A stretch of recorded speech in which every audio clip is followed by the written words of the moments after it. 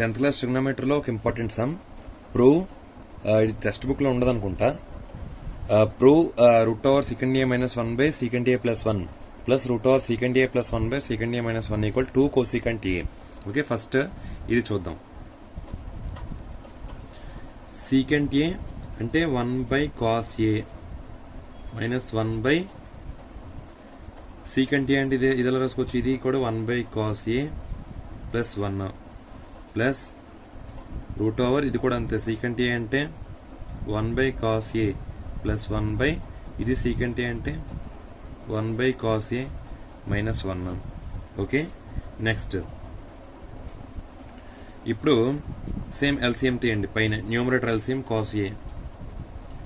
Cos A అంటే cos A 1 minus cos A వస్తుంది by కింద కూడా డినామినేటర్లో కూడా LCM cos A 1 plus cos A వస్తుంది. ఓకే, ప్లస్ సేమ్ ఇక్కడ కూడా అంతే. కాస్ ఏ ఎల్సిఎం అవుతుంది 1 ప్లస్ కాస్ ఏ వస్తుంది. కిందన కూడా డినామినేటర్లో కూడా ఎల్సిఎం కాస్ ఏ అవుతుంది 1 మైనస్ కాస్ ఏ వస్తుంది. ఓకే, ఇప్పుడు ఈ కాస్ ఏ నోమినేటర్ కాస్ ఏలు క్యాన్సిల్ అయిపోతే మనకి పైన మిగిలింది ఫస్ట్ రాసుకోండి. పైన ఏం మిగిలింది 1 minus cos A by 1 plus cos A plus root over 1 plus cos A by 1 minus cos A. Okay, ఇది మిగిలింది. ఇప్పుడు దీన్ని సెపరేట్గా దీన్ని ఏం చేస్తారంటే సెపరేట్గా రేషనలైజింగ్ చేసుకోండి. అంటే ఇది ఓన్లీ ఈ టర్మే చెప్తున్నాను నేను, ఓన్లీ ఈ టర్మ్ తర్వాత ఈ టర్మ్. ఇది చూడండి, రేషనలైజింగ్ ఏమవుతుంది 1 minus cos A by 1 plus cos A into ఇది రేషనలైజింగ్ చేస్తే 1 minus cos A by 1 plus cos A.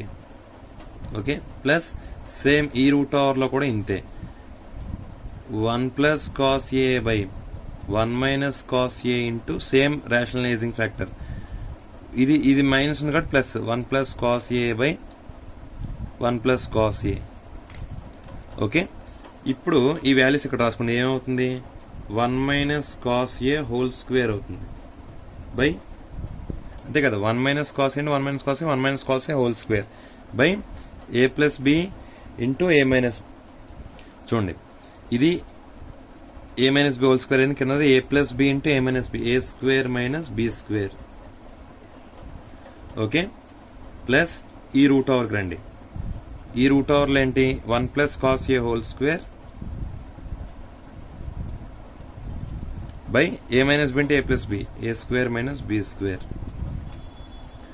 Okay, so పైన అలాగ ఉంచేసేయండి 1 minus cos A whole square by మనకు ఐడెంటిటీ ప్రకారం sine square A plus cos square A equal to 1 కదా identity.